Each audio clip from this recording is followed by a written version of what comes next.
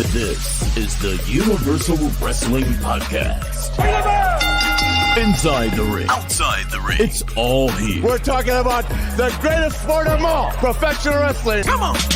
And now, here's Nick and Keith. Welcome back to the Universal Wrestling Podcast. It is your boy Keith. Do not adjust the camera. It's just me today. Nick's off for a couple of days. Him and his wife did have their baby boy. Recovering real well. Little sleep deprived. Changing a whole lot of diapers, so he didn't have a whole lot of time to jump on here. But, dude, it's a double pay-per-view week. There's no way the UW pod could just leave that hanging with nothing else going on. He took up the reign solo while I was out with my baby boy. Only makes sense that I do the same here. So, what we're here to talk about today is the only thing anybody's talking about in wrestling that's not someone from Chicago with a bunch of tattoos all over him. Talking about our predictions for both WWE Night of Champions coming from the glorious city of Jeddah, Saudi Arabia, as well as our predictions for AEW Double or Nothing coming from the land of sin, Las Vegas, Nevada. Talked to Nick in between changing those diapers. He sent me his predictions. I have my own. I'm not going to lie to you guys, not a whole lot of difference here with everything, but let's just get right into it. We're going to start out with WWE's Night of Champions. So a little different this year. We had some kind of questions going into it at first because Night of Champions is supposed to be when all the championship belts are being defended. A little bit of a snafu there going on with the women's tag belts. We're not going to go there today, but they can't be defended anyway. And we weren't really sure if KO and Sammy were actually going because Sammy has historically not been all about Saudi Arabia, but things change, people change, lives change, so we do get a KO match here. We're going to jump right into it. So first match we're going to talk about here, we got Seth freaking Rollins versus AJ Styles in the finals for the brand new WWE World Heavyweight Championship Tournament. No surprise here. Nick and I both got Seth Rollins going over. I mean, it doesn't make a whole lot of sense for AJ to win this title while he's on SmackDown now, while it's going to be a Raw title. Doesn't make sense to get him to switch brands. Plus, if he's going to switch brands, you got to switch the whole OC or else they're going to go back into nowhere. So, got to go with Seth here. Makes the most sense. Guy deserves it. He's been a workhorse for forever. Only makes sense to give him the title. Nothing against AJ, but he's got other battles to fight on later days. So, both got Seth going over here. By the way, all of that nonsense there, that is my reasoning for everything. I cannot speak for Nick. He gave me who was going to win. He's got his own reasons, I'm sure, but that's kind of where I'm coming from with it. Next up, we got what is quickly becoming a big-time crazy grudge match, and I wouldn't be surprised to see this change up and get some kind of stipulation before the day actually shows up, but we got Cody Rhodes versus Brock Lesnar in a singles match. Again, for now, I think something's going to ramp up with there. And this is actually one of the spots where me and Nick differ. Nick's got Cody going over here. I got Brock going over here. I know the whole thing they're pushing and have been pushing is, you know, Cody's got adversity and he's got to push through and all that. And I don't necessarily agree with all that, but I do think they're going to try to milk Brock and Cody for a little while here. So I think Brock goes over here to push it into a third one as a rubber match and everything. And then we kind of go from there. So I got Brock. Nick's got Cody. We'll see what happens. We're all going to win in that one. It's going to be a brutal affair, I'm sure. Next up is the one I kind of led off talking about here. We got the undisputed WWE Tag Team Championships up for grabs from the defending champions, KO and my boy Sami Zayn, going up against the Bloodline, in this case represented by the Tribal Chief, Roman Reigns, and his enforcer, Solo Sikoa. Again, we're both going to agree here. This might be a little bit more hard overhead, but KO and Sammy have to retain. You gave him that huge moment. You can't have him drop it in Saudi Arabia, especially with it being Sammy's first time here. And quite frankly, as much as I have been enjoying the Bloodline storyline and was one of the only people that was like, oh no, Roman's got to win at WrestleMania to keep the Bloodline story going on, this isn't the right time to keep that going. Let them win. That adds a whole new wrinkle because Roman can't get the job done either. I'm not saying Roman takes the pin, but, you know, they shouldn't win here. Maybe it's a DQ, catches them DQing. Maybe that's how it goes down. Whatever. Keep everyone looking good. The Bloodline don't need these belts back, especially not one on Roman. Roman already has 2 belts. He doesn't need 2 more. So KO and Sammy going over there. Next up here, we have probably the easiest one to call here of the whole night. We have the Intercontinental Championship up for grabs while the reigning, defending, godly champion Gunther is going up against Mustafa Ali. No disrespect, Mustafa. Nick and I both have Gunther going over here. I don't remember if he has done it already, but if he has, awesome. If he hasn't, Gunther's got to break the Honky Tonk Man streak before I'm even talking about him getting rid of that belt at any time. I have been pushing for a little while. I've said it on multiple videos. I truly don't think that Gunther should ever really lose the title. I think at a certain point of days, he should just be like, I'm better than this belt now. Drop it and say, I'm coming for you, Roman, or whoever's holding whatever belts at that time to move on forward. I don't want Gunther to ever get pinned. Love the guy. Not as much as KO and Sammy, but he's creeping up there slowly but surely because he's the man. But yeah, there's not really too much else to say here. Again, no disrespect to Ali. He's fantastic. He's not beating Gunther, though. Not putting an end to this historic reign before it becomes more historic than it should be. So we both got the big man, Gunther.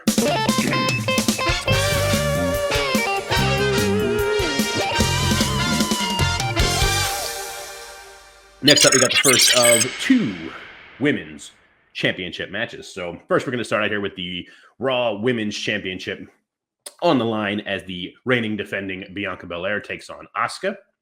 This is another one here where we have some differing opinions. Nick is going for Asuka to upset Bianca. I'm going for Bianca to retain.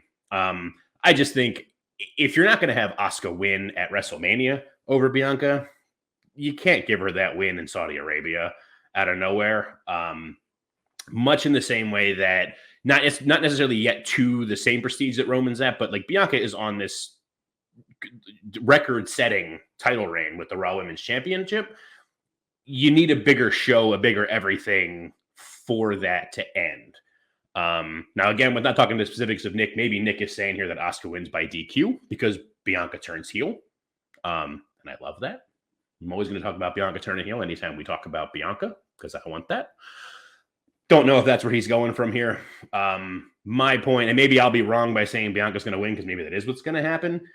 The point being, Bianca walks out of Saudi Arabia, still the Raw Women's Champion, in my opinion.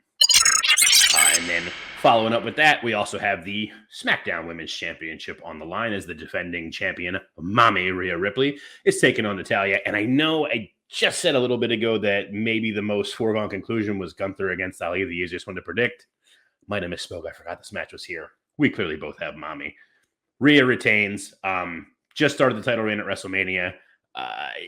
No offense to Natty again. She's been there forever. She's got a lot under her belt and everything. She's a solid hand. She trained Ronda Rousey for her first couple matches. Big integral part of that and everything, whatever your opinion is there. Natty's not the one to topple Mommy, especially this early. The run that Rhea has been on, especially since adding Dom Dom into the mix, it's not time to lose it. And even if it were time to lose it, Natty is not the one to take it, unfortunately. Sorry, Natty, but Rhea's retaining here. And then finally, we have another kind of grudge match going on here. Becky Lynch taking on Trish Stratus. And this is the final one here where Nick and I also are differing. Nick has gone for Becky to go over Trish. I'm taking Trish here. I think I don't think it's going to be a clean win, obviously, but I do think that Trish is going to go over Becky, probably actually by some sort of shenanigans. I don't think it's going to be a clean sweep like that. And I think it's going to just be kind of in the same way that I was talking about the Cody and Brock feud. I feel like there's more to this. I don't think this is going to be one and done match with them, especially with the way the turn happened and all. There'll be some nonsense going on. They'll probably push it out here a little bit further to SummerSlam for something bigger there. Maybe a women's Hell in a Cell, something crazy like that. Really let Trish go out on her shield and, something that way. But I think that's where it's going to be there. So yeah, that's all of our predictions there for Night of Champions. That is going on this Saturday, I believe it is. I forget the time because it's crazy because they're in Saudi Arabia and we're in America. The rest of the world exists on other times than we do. Everyone remember that. But it's going to be good. Check out the rest of the Bloodline Entertainment Network here for all sorts of other predictions, content. I'm sure there's going to be a watch along as well. Check that all out there. And then, if you're not too tired and everything, we got the next day here. I believe this is coming to us on Sunday, the 28th. I don't know dates. It's the 28th. I just don't know what day of the week that is. So it might be the same day. It might just have a long-ass day of wrestling. But then we have, again, coming from Sin City, not Sim City. Coming live to you from Sin City, Las Vegas, Nevada, AEW's Double or Nothing 2023. And it's pretty stacked card. It's a stacked card, but it's also like one that I'm not like too super jazzed about any of them that are, on here, to be quite honest. But, we're going to get into it here and we're going to go through with everything what we're thinking here. So, starting out here, we're going to start with the, I keep saying grudge match over and over in this video here, but it really is a crazy grudge match.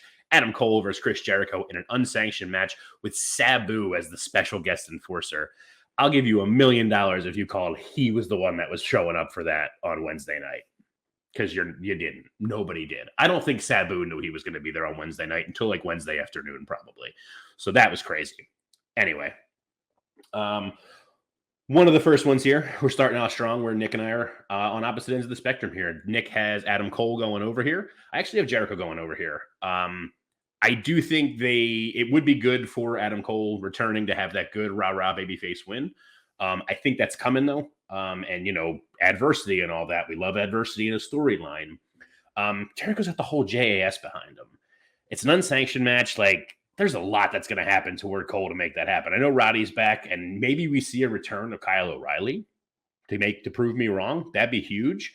But without that really being in any kind of murmurs or anything like that, I'm riding with Jericho here. I think, again, I think the unsanctioned part and all of the JAS behind him really sets that all off. So, yeah.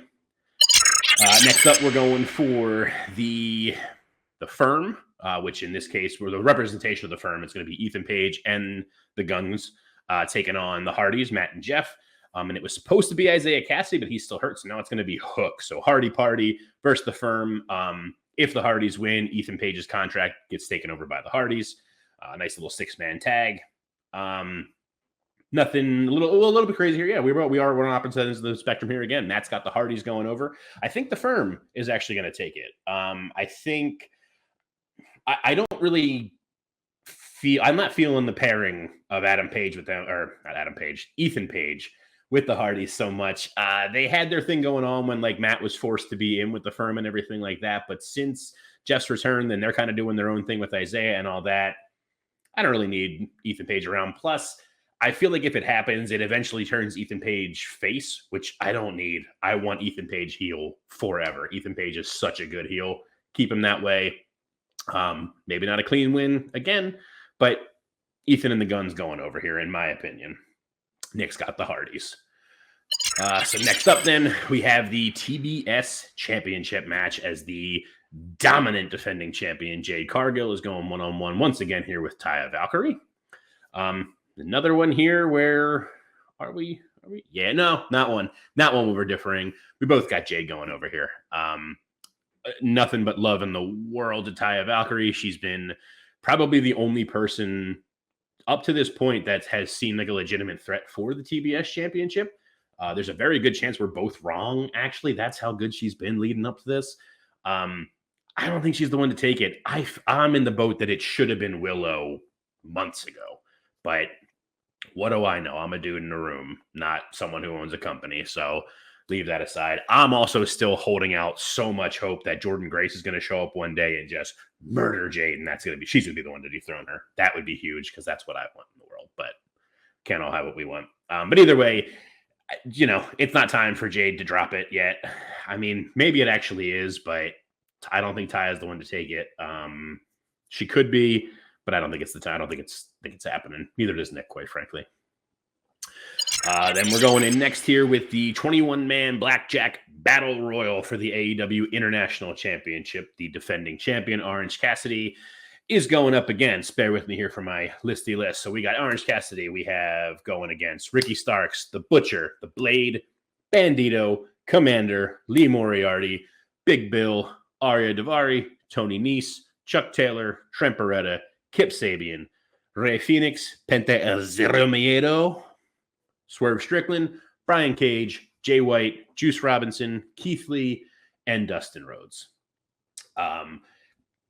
Nick went, in my opinion, Nick is swinging for the fences. It's a bold choice, and I really like it. He's got Ricky Starks taking it here. And I would love that.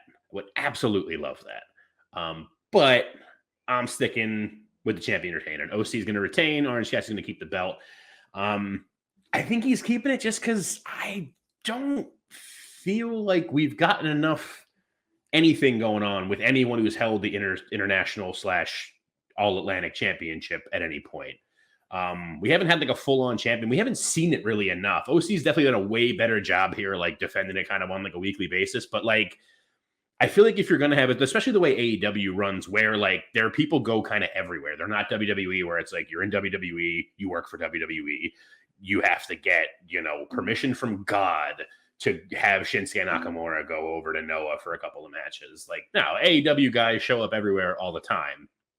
I think that is one of the cool things about the international title, is that it should be something where Cassidy goes to like a show in Germany and loses to, I don't know who. I hate to, I don't have all of the international wrestling knowledge, but, goes overseas and loses it overseas because it's international. I mean, I wish the Intercontinental title could do that too in WWE, but that's not how they work. But because you can do that in AEW, that's how it should be. Not losing it to, someone else who's ostensibly American also in America. Doesn't really make it too international. Like, go overseas, go do something somewhere else. Because then it helps with like storylines too on TV. All of a sudden Orange Cassidy shows up on Dynamite without the belt, and they're all, people that aren't keeping up on the rest of the scene are like, what happened? And then you get that clip like, oh, here he was at WXW, or here he was at Progress, losing it to someone in England, whatever. Here he was at Noah and he lost it here, whatever it is, and help bring that all in. But yeah, so I got OC retaining. Nick's got Ricky Starks. Again, I would love it if Ricky Starks came out there. There's quite a few dudes in here that I would love to see to take it. But I don't think it's happening. I think OC's retaining. Nick thinks Starks, which would be huge. Next up, we got the AEW TNT Championship on the line in a ladder match, as the defending champion Wardlow, backed by Arn Anderson, is going up against Christian Cage, being backed up by the despicable Luchasaurus. Keeping it the same here for both of us. We both got Wardlow going over. Again, I don't know what Nick's thoughts are. Simply for me, I understand like Christian's got more of the experience in the ladder match environment, clearly, but if they take it off Wardlow here, they might as well just release Wardlow, because what the hell are they doing? The guy has had, this is his, I don't know if anyone else has like fathomed this, but right now he's holding the TNT title for the third time. That's dumb. No one remembers his first reign. I can barely remember who he lost it to. Then he lost it to Samoa Joe. That was the most memorable part of it, was when he started feuding with Samoa Joe for it, and he lost it right away when that feud started. He wins it back. He lost it to Hobbs 3 days later. Like, what? And then he beat him again for it. Like, what are you doing with either one of those guys? Now Hobbs is all tied up with QT Marshall and QTV. Like, ugh. Make up your mind. Push the guys, or don't. So Wardlow has to retain here. It's not even like what my thoughts are. He has to. And if he doesn't, you got to release him. You got to let him go somewhere else and let somebody else book him better, because he should be booked better. So Wardlow's going over, according to both of us. Next up, then, we got the tag team match for the AEW World Tag Team Championships between the defending champions FTR going up against Jeff Jarrett and Jay Lethal, who have a host of villains at their side, with Karen Jarrett recently debuting, Sanjay Dutt and Satnam Singh. We also have Mark Briscoe serving as a special guest referee. This story has been awesome. I love that Mark's all just mixed up in it with everything. And just, we don't really know what's going on there, why it's all happening. But that's really, I love their story going on. So, but we both have FTR going over. There is a part of me that just wants to see the world burn and have Jarrett and Lethal win, because I think Jarrett winning a world championship, even a tag championship in 2023, would set the world on fire. I would certainly be pissed about it too, but I would love to see it. There's a part of me that's just an agent of chaos that would love to see that happen, but I don't think it's actually gonna. Both got FTR here. Yeah. Ooh, doing the solo is tough. Anyway, moving right along here. We got the singles match for the AEW Women's World Championship, with the defending champion Jamie Hayter going one-on-one against Toni Storm. No questions asked here. We both got Jamie Hayter going over. She is too over to drop the title to Toni Storm just to advance this outcast everything. You know what I mean? There's a part of me that does think it would be good for a storyline for Toni to win it and then start some infighting between her and Ruby and Saraya over it, because, they're outcasts, but now one of them's a champion. There's going to clearly be some jealousy and all that kind of nonsense, but I don't think it's happening here. I think Hayter retains because I think, honestly, the person who eventually takes it off of Hayter is when Britt finally turns her back and turns on Hayter, and then they get to feud. I just want that feud to happen, so Hayter can't lose it yet because that needs to happen. Plus, dude, listen to the crowd. Hayter is still beyond over, so got to keep her that way. Keep the title on her. Tony will get her time later on down the line.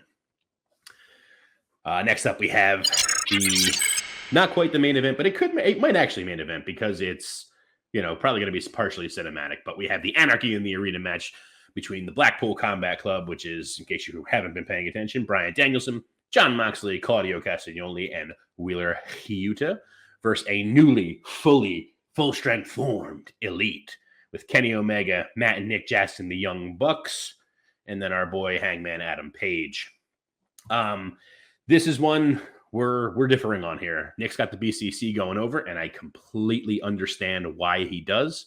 I am giving it to the Elite. The Elite have more experience in the Anarchy in the Arena matches. This is their third one, unless I'm much mistaken. There's been a lot of Anarchy in the Arena going on. They know what's going on with it. BCC is a lot more just beat your face in kind of style. Pure wrestlers, all that. That's the way they go. The Elite is also all fantastic with that, but they know how to mix it all up. I mean, quite frankly, so does the BCC. I mean, I feel like Moxley's already probably bleeding for this match on a Thursday. He's probably already bleeding just thinking about fighting in the match, but I digress. I just think in general, the Elite have the experience in the match type already. I think they're going to bring that experience in. I think they go over. There's a lot of storyline possibilities that surround this match. All the nonsense with Callis and Konosuke Takeshita. That'd be really cool to see him involved in some way. I don't really know which way. Maybe he's, Callis's boy. He helps BCC win, and Callis is somehow aligned with them, even though he says he's not. Or Callis shows up with Konosuke, and it's a double turn where he turned on the Elite before to get Hangman back in, but now he brings Konosuke in. They beat up Hangman together. He's part of it. He helps the Elite win, and all is forgiven somehow, or it was all part of the plan for the Elite to kind of mess up with Hangman. Who knows? Lots of stuff to be talked about there, but either way, we're split difference on this. I got the Elite. Nick's got BCC. We're all going to be winners watching that match, quite frankly. And then finally here, what I assume will actually be the main event. It is the four-way match for the AEW World Championship featuring the four pillars of AEW. We have the champion MJF going against Sammy Guevara, Darby Allin, and Jungle Boy Jack Perry. And now this is another one here on Nick's part that I think is a very bold choice. And I love it. I love him rolling the dice. Nick's got Jungle Boy going over here, taking the belt off of MJF. I'm playing the other option. MJF retains. It's just, again, not having talked to Nick, I don't know what the thought process is on his side. I'm sure he's got fantastic reasoning for it. From my end of things, it's just there was such a build-up. There was such an everything getting to this point with getting getting that strap on MJF.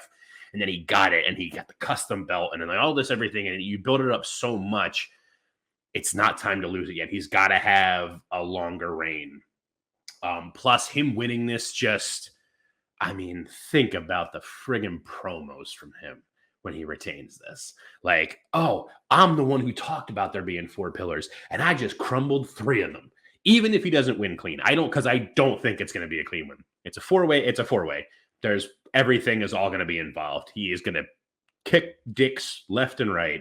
He's going to be punching people in the faces with diamond rings. He's going to be shoving belts in people's faces and all of that.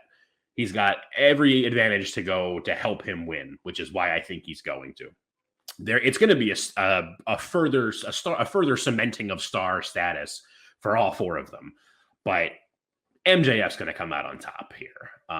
I would, like I said, Nick says it's going to be Jungle Boy. I would love for it to be Jungle Boy. I would love for it to be Darby. I wouldn't really love for it to be Sammy. I'm not a big fan of Sammy. Sorry. Come for me. Shoot me. Whatever. He's too much of a flippy man for me, and his character work is just, I'm an asshole. But not like in a fun way like MJF's is. I'm just, whatever. That's a different thing for a different time. Sammy's not really my cup of tea, but either of the other two, Jungle Boy specifically, also winning, it'd be awesome. I don't think it's going to be. I don't think he's the one though, or any of the three of them, quite frankly, are the one to actually topple MJF yet. I think MJF's in line to have a long chicken shit run with that title on top. So I think he's going to retain, and that is that. That is AEW Double or Nothing.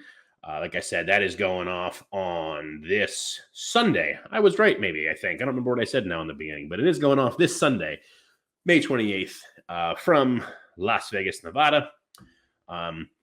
Once again, just like with Night of Champions, you can check out all the good content here on the Bloodline Entertainment Network. I'm sure there's tons of predictions still to come with everything. I'm sure there's going to be watch-alongs as well. You can check them out. What's Bloodline Entertainment Network on YouTube? We're on Twitch. We're on Facebook. We're on MySpace. We're on Carrier Pigeons. I've seen a mail truck with a Ben symbol on it, all that kind of stuff. Literally anywhere you can find good content, it's all it if we found on the Bloodline Entertainment Network. We even got our own fancy website. So anything you need, wrestling related, entertainment related, sports related, it's all there, Bloodline Entertainment Network. And we are so happy to be a part of that here with the UW Pod. You can find us on YouTube at the Universal Wrestling Podcast. You can find my good boy Nick there over on Twitter at the UW Pod. You can find me personally on Twitter at Keith of the Ring. Also on the Instagram at the UW Pod. And we're so stoked to be part of have our boys, the Aussies, the Down Under Men, the Brocast, joining the team here. They had a great couple of videos recently. Look forward to more of their content. That's everything for this weekend. Hopefully you guys didn't hate me riding solo. If you did, I promise he'll be back soon. But before I go, congratulations to Nick. Congratulations to all of us who are going to win this weekend with double pay-per-views and fantastic matches.